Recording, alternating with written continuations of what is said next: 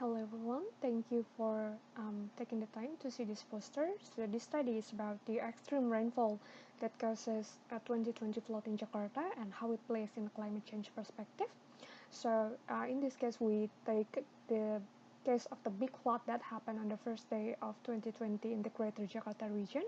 and the flood was actually triggered by an extreme precipitation in which the daily rainfall that happened that day reached 377 millimeter per day, which is the highest record of precipitation that is ever recorded in Halim Station. So in this study, we tried to see what are the atmospheric phenomena that lead to such extreme precipitation and how this precipitation, how extreme this precipitation is in the climate change perspective.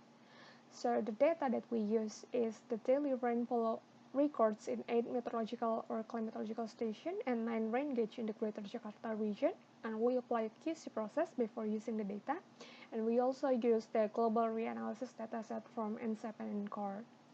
And the method that we use is, first we do a composite analysis of several meteorological parameters, and then we also calculate the return period of the annual maximum of precipitation to see the extremity of the rainfall. So here are some of the results of the study. So first we try to look the large-scale atmospheric circulation that happened before the extreme precipitation on the first day of 2020. So it was observed that there was a strong transequatorial flow that brought the air mass from the mainland Asia into the southern part of Indonesia,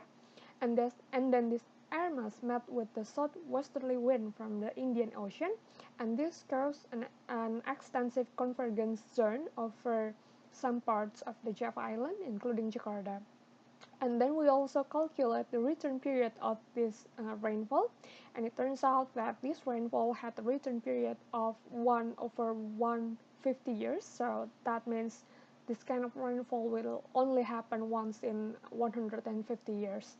So we also look into scatter plots of temperature and precipitation in both the Halim and Kemayoran station, because the two stations has the longest record of data. So there is indeed a positive correlation between the annual average of temperature and the annual maximum of precipitation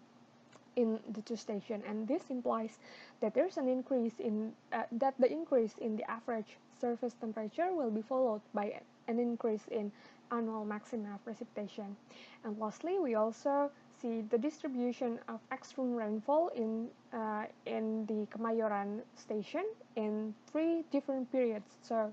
the first one is in 1901, which we classify as past climate condition, and then the second one in 1945, which we classify as the middle period, and the last one is 2019, which we classify as the current climate condition.